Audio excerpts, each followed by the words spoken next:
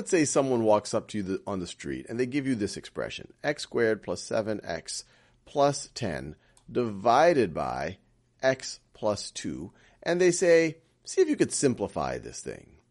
And so pause this video and see if you can do that. And one way to think about it is, what is x squared plus 7x plus 10 divided by x plus 2? What is that going to be? All right, now there's two ways that you could approach this. One way is to try to factor the numerator and see if it has a factor that is common to the denominator. So let's try to do that. So we've done this many, many times. If this looks new to you, I encourage you to review factoring polynomials other places on Khan Academy. But what two numbers add up to 7, and when you multiply them, you get 10? Well, that would be 2 and 5. So we could rewrite that numerator as x plus 2 times x plus 5. And then, of course, in the denominator, you still have x plus 2. And then we clearly see we have a common factor. And so as long as x does not equal negative 2, because if x equals negative 2, this whole expression is undefined, because then you get a 0 in the denominator.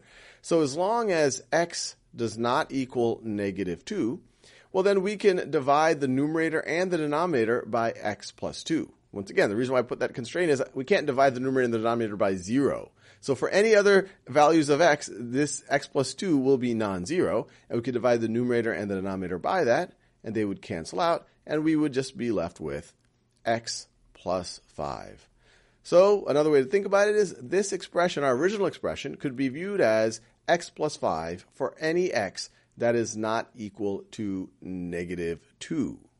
Now, the other way that we could approach this is through algebraic long division, which is very analogous to the type of long division that you might remember from, I believe it was 4th grade.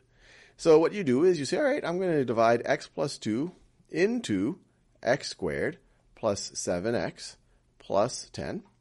And in this technique, you look at the highest degree terms. So you have an x there and an x squared there. And you say, how many times does x go into x squared? Well, it goes x times. Now, you'd write that in this column because x is just x to the first power. You could view this as the first degree column. It's analogous to the place values that we talk about when we first learn numbers, or how we group or about place value.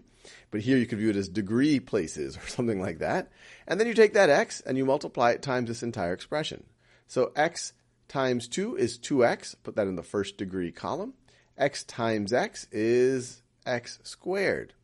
And then what we want to do is we want to subtract these things in yellow from what we originally had in blue. So we could do it this way. And then we will be left with 7x minus 2x is 5x. And then x squared minus x squared is just a 0. And then we can bring down this plus 10. And once again, we look at the highest degree term. X goes into 5x 5 times. That's a 0th degree. It's a constant, so I'll write it in the constant column. 5 times 2 is 10. 5 times x is 5. And then I'll subtract these from what we have up here. And notice, we have no remainder. And what's interesting about algebraic long division, and we'll probably see it in another video or two, you can actually have a remainder. So those are going to be situations where just the factoring technique alone would not have worked.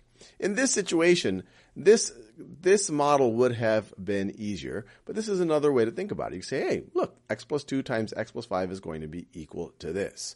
Now, if you wanted to rewrite this expression the way we did here and say, hey, this expression is equal to x plus 5, we would have to constrain the domain. You'd say, hey, for all x's not equaling negative 2, for these to be completely identical expressions.